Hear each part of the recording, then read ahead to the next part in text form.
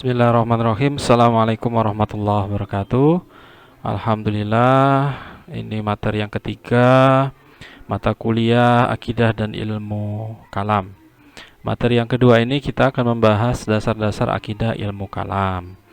Jika di materi pertama kita membahas awal ya, konsep dasar dan sejarah atau tujuan dari akidah ilmu kalam itu apa. Nah, sekarang kita di materi kedua ini membahas dasar-dasar akidah ilmu kalam. Dasar-dasar normatif dan filosofis akidah. Ya jelas, dasar-dasar akidah, keyakinan dalam Islam ya, akidah dan ilmu kalam dalam Islam itu ya, Al-Qur'an yang pertama, lalu yang kedua hadis. Ya, Al-Qur'an sebagaimana Quran surat An-Nisa surat keempat ayat 136.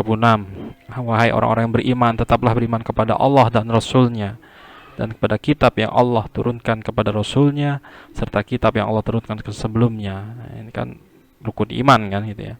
Barang siapa yang kafir kepada Allah, malaikat-malaikatnya, kitab-kitabnya, Rasul-Rasulnya dan hari kemudian, maka sesungguhnya orang itu telah sesat sejauh-jauhnya. Lagi-lagi ya rukun iman.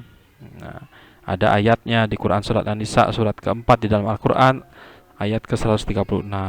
Kemudian hadis gitu ya. Masalah usul, usul itu dasar keyakinan Islam dan furu'. Furu' itu amalan-amalan dalam Islam. Islam adalah akidah, syariat dan akhlak. Ketiganya menjadi satu kesatuan, tak terpisahkan, satu sama lainnya saling terkait dan saling menyempurnakan.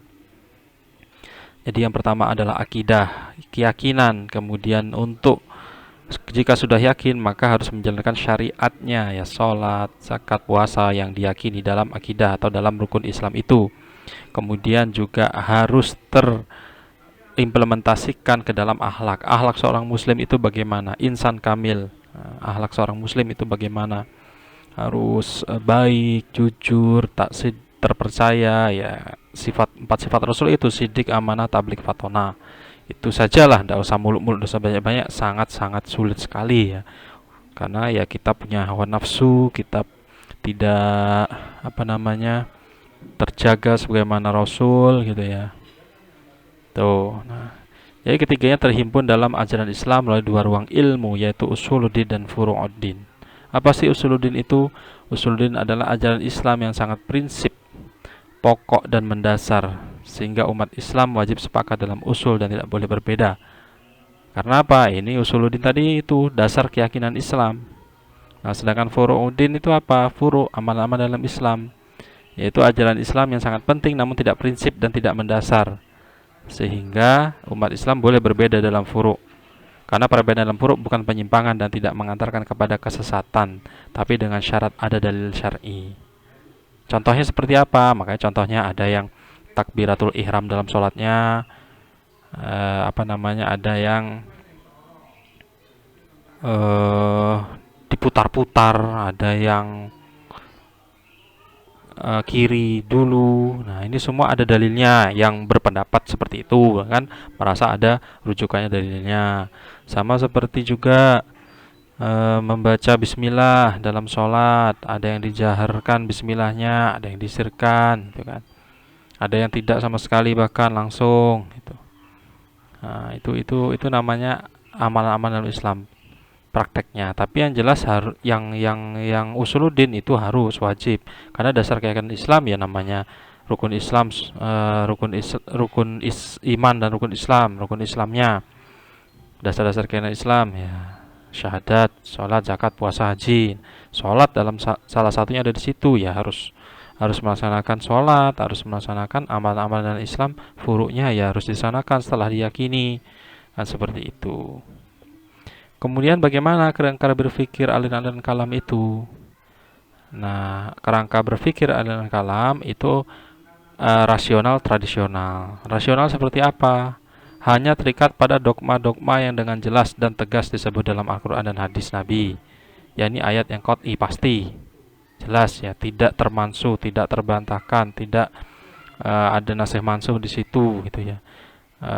Ada asbabun nuzulnya misalnya gitu ya. Apakah ayat yang lain tidak pasti? Pasti juga. Cuman sini yang rasionalnya gitu ya, yang juga secara rasional juga dapat diterima dengan akal dan ada sejarahnya atau sebab-sebab turunnya dan logis juga pada saat itu di lokasi turunnya ayat itu di Madinah bagaimana, di Mekah bagaimana gitu ya. Di Madinah sesuai dengan kebutuhannya, yaitu muamalah, bermasyarakatnya, bersosialnya, berdagangnya. Kalau di Makkah itu tauhidnya gitu kan. Tuh. Rasional yang kedua memberi kebebasan manusia dalam berbuat dan berkehendak serta memberikan daya yang kuat kepada akal. Itu rasional. Kalau tradisional terikat pada dogma-dogma dan ayat-ayat yang mengandung arti zonni, sangkaan, kiasan gitu ya. Tidak memberi kebebasan kepada manusia dalam berkehendak dan berbuat, memberikan daya yang kecil pada akal, status sosialnya seorang ditentukan oleh status orang tuanya dan umumnya oleh status keluarga besarnya. Itu tradisional, seperti kerajaan, seperti apalagi ya, itu tadi kekhalifahan misalnya. Berangkatnya dari situ gitu. Bukan berarti kekhalifahan bisa diterapkan zaman sekarang, tidak gitu ya. Kemudian ada juga aliran lain yang masyhur, yang terkenal ya. Yang terkenal teologi teosentris, konvergensi sintesis, aliran nihilis. Ini sama dengan Jabariyah, Asy'ariyah, banyak sekali Mu'tazilah, banyak sekali. Tapi ini sebagian kita bahas. Aliran-aliran ilmu kalam teologi teosentris itu manusia teoritis untuk manusia yang statis seringkali terjebak dalam kepasrahan mutlak kepada Tuhan. Sikap kepasrahan menjadikan penguasa mutlak yang tidak dapat diganggu-gugat. Jadi ya sangat-sangat tawakal ya, sangat-sangat pasrah tingkat tinggi ya. Ini disebut dalam modern teologi teosentris, tapi dalam ilmu kalam Jabariyah, aliran Jabariyah.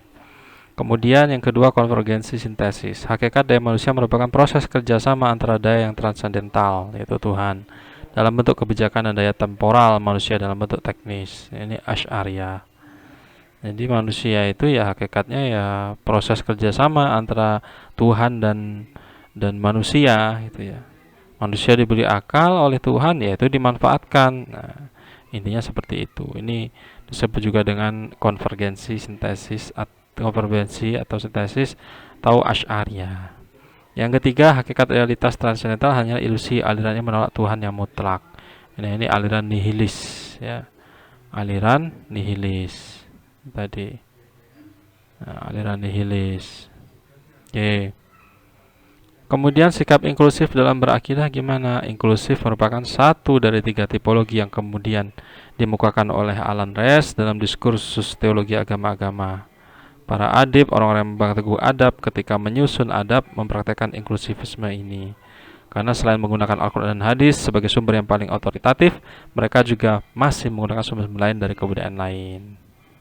Jadi ya mempraktekkan inklusif ya dalam berakidah. Jadi ya fleksibel lah. Itu fleksibel. Sesuaikan dengan kebudayaan setempat. Karena Al-Quran itu universal. Yang tidak ada dalam Al-Quran dijelaskan dalam hadis gitu. Itu terbukti dalam sejarah manapun, yang akhirnya di Timur Tengah menjadi ekstremisme, yang di Timur Tengah kemudian menjadi radikal ya, bukan berarti mengecap itu, tidak ya, tapi itu sudah terbukti. Wallahu alam itu diciptakan atau dengan alamiah tercipta dengan sendirinya, toh itu ada objek, ada objeknya kan, ada pelakunya dan ada korbannya kan gitu. Itu bukti sejarah itu yang tidak bisa dinafikan. Tuh. Nah, sama juga di Indonesia, di Pulau Jawa, Nusantara saat itu. Dari 9 wali yang terkenal di tanah Jawa, utamanya di Indonesia, utamanya di tanah Jawa, Wali Songo, dari 9 itu satu yang melalui pendekatan sikap inklusif ini dalam berakidah bisa diterima oleh masyarakat. Tuh, sama juga rasul-rasul, 25 nabi dan rasul yang wajib kita ketahui. Kitab rasul yang juga wajib kita ketahui. Dari masing-masing rasul itu yang terkenal juga singkat dan umurnya pendek-pendek, tapi bisa mendunia dan memang itu menjadi penutup ajaran agama sebelumnya. Itu juga terbukti kan, hanya berapa tahun, 25 tahunan dalam hadis sahih ya. Itu jadi ya kita harus lihat sejarahnya juga, tidak bisa jika tidak melihat sejarah menilai sikap inklusif ini. Tuh, itu dia materi yang kedua tentang dasar-dasar akidah ilmu kalam. Silakan teman-teman yang belum dipahami bisa bertanya, kita diskusi di Google Classroom. Saya akhiri, wassalamualaikum warahmatullahi wabarakatuh.